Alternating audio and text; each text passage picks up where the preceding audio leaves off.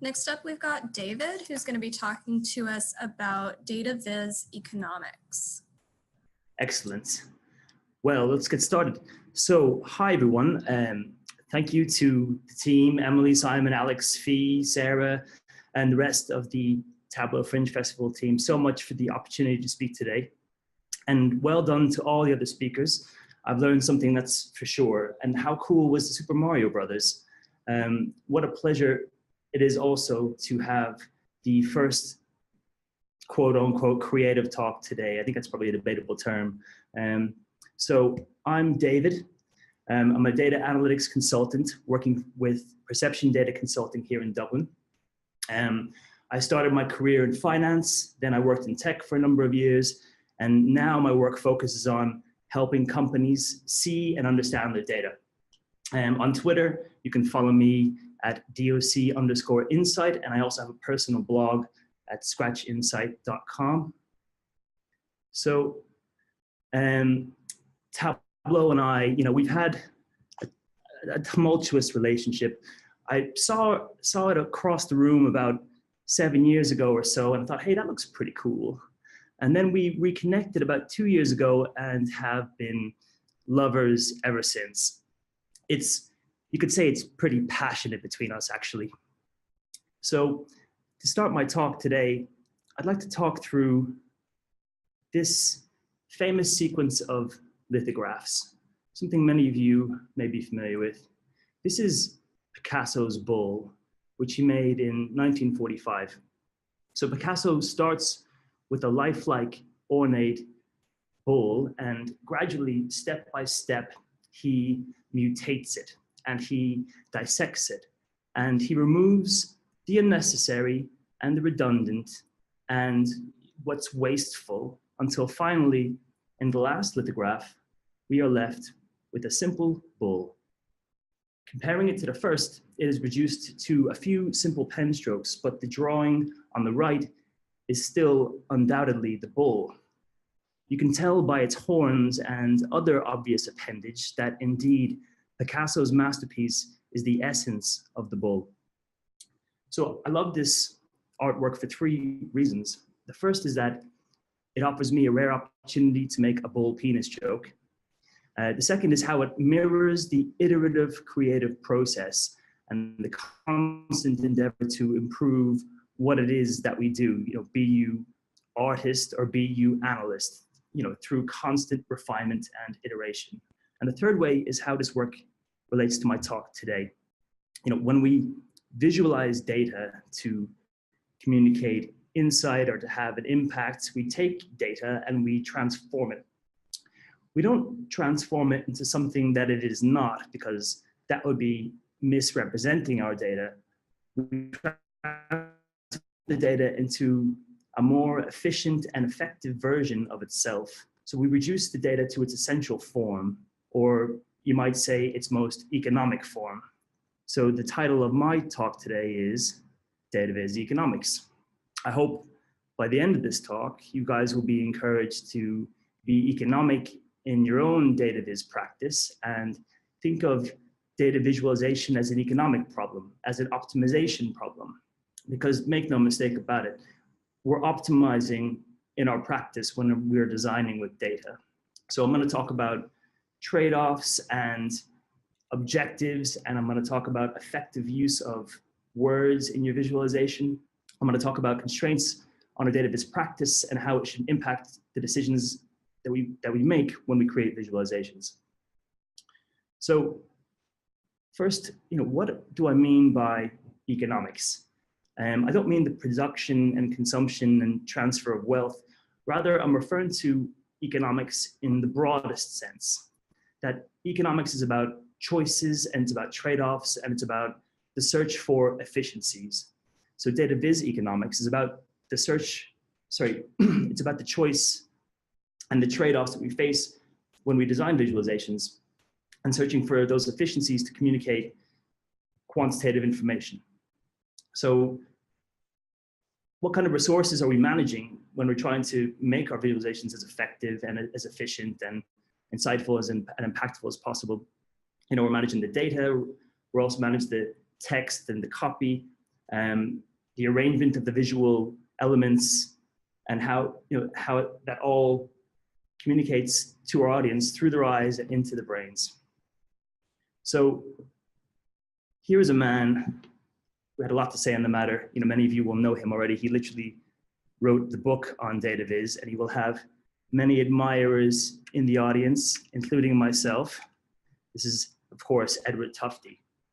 He is to data viz what Adam Smith is to traditional economics, the great-great-grandpappy. So in his book, The Visual Display of Quantitative Information, published in 1983, Tufte introduces the concept of data ink. Data ink referring to any ink on a visualization that represents data. It has become something of a guiding principle of data visualization to maximize the so-called data ink ratio. That's the fraction of the ink on your viz that relates to the numbers, or as Tufte puts it, the proportion of a graphic's ink devoted to the non-redundant display of data information. So just as Picasso wanted us to show us the essence of the bull, Tufte just wants us to see the essence of the numbers. So to think about it in economic terms, the data ink ratio is the maximand of our optimization problem. It is that which should be maximized. So here is a famous example of data ink ratio maximization that went viral from Dark Horse Analytics a few years ago. I really hope that it's clear to the audience which is the before and the after in this case. So gone is the redundant legend and background fill, and of course there are absolutely no grid lines.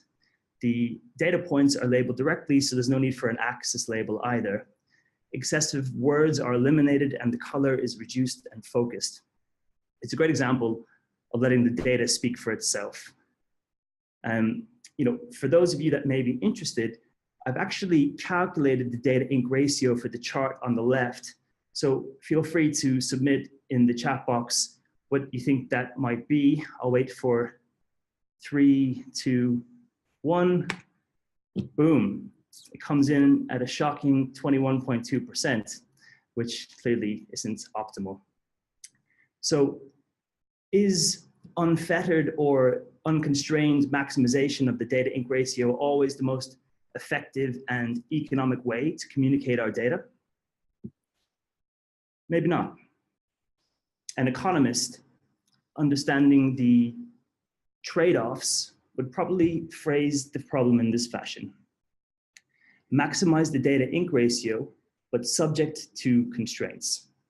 And those constraints could be, your message, what your audience is expecting, the impact that you want to have with your viz. So, but there might be times that a data viz craftsperson may wish to introduce some redundancy or some extra ink in order to underscore a message or tell a story in a particular way. Stephen Few, another data viz hero of mine, refers to this as raising our voices, the data viz equivalent of shouting to emphasize what's important.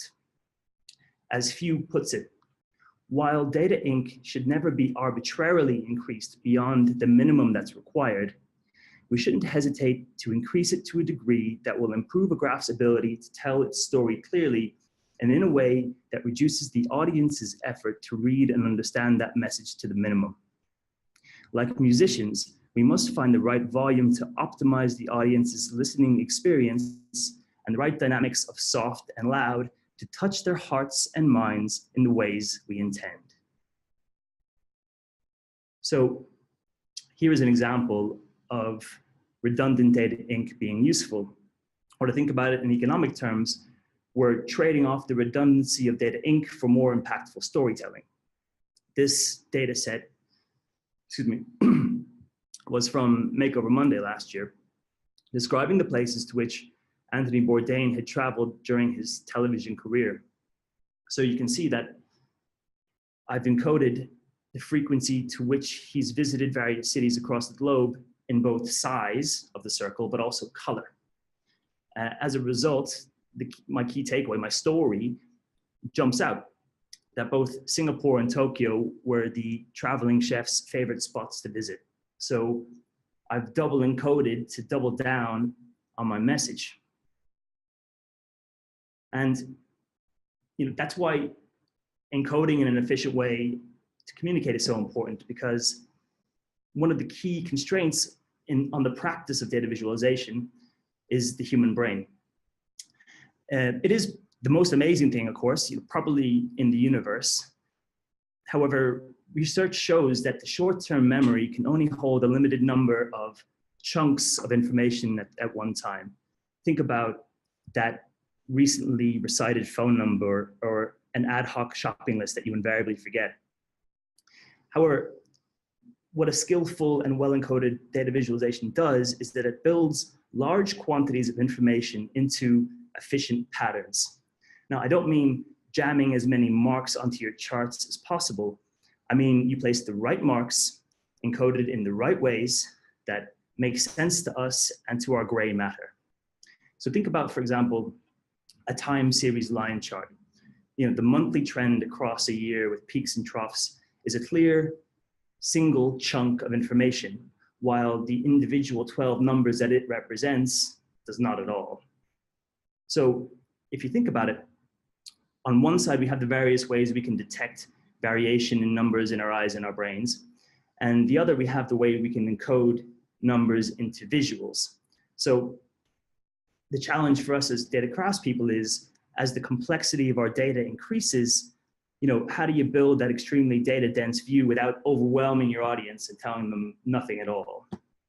So this is an example that comes from, one of somebody I admire very much in the data viz community, the Professor Dr. Klaus Schultz.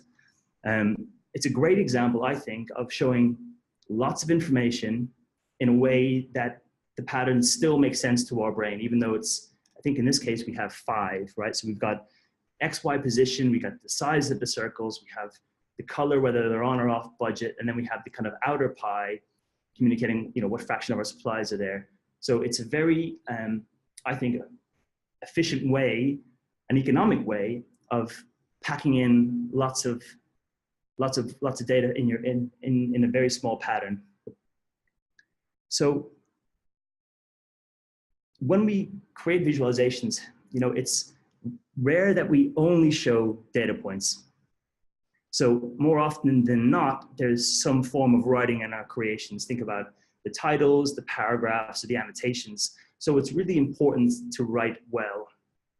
Good writing is simple and clear and brief, while bad writing is lazy and it's boring and it detracts from the rest of your work.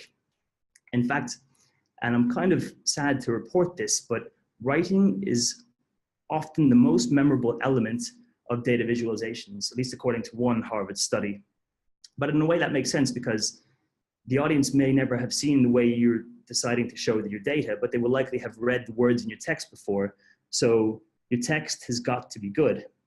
And that's why we're talking about George Orwell, in my opinion, probably the greatest author of the 20th century.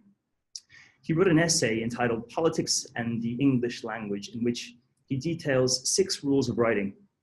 And he wrote these rules not in the consideration of the literary use of language, but rather how language is an instrument for efficient expression of thought, and not something that is to conceal thoughts or even prevent them.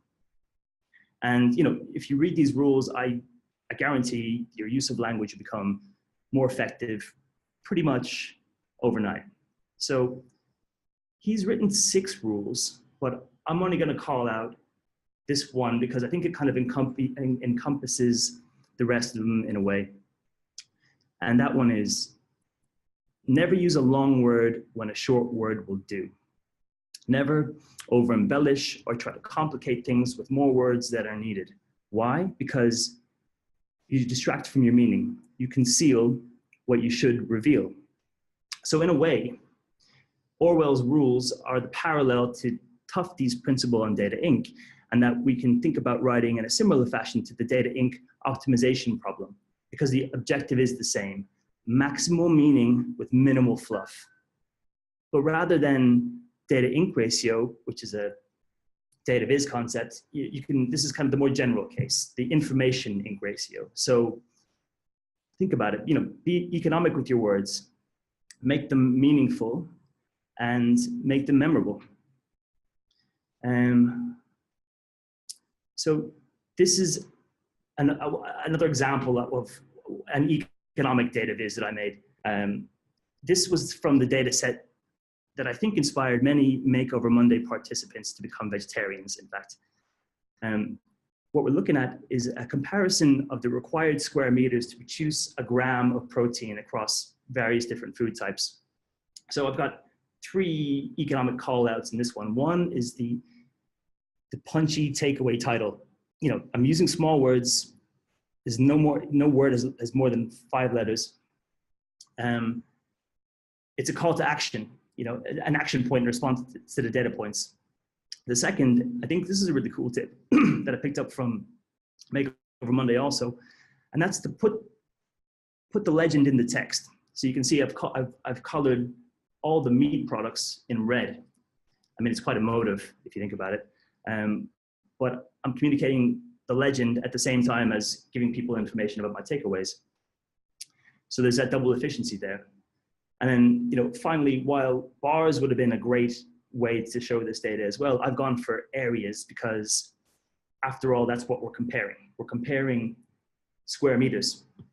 So I'm kind of subtly being a little more efficient by that kind of a subtle meaning there too. It's almost as if you're looking into that farmer's field.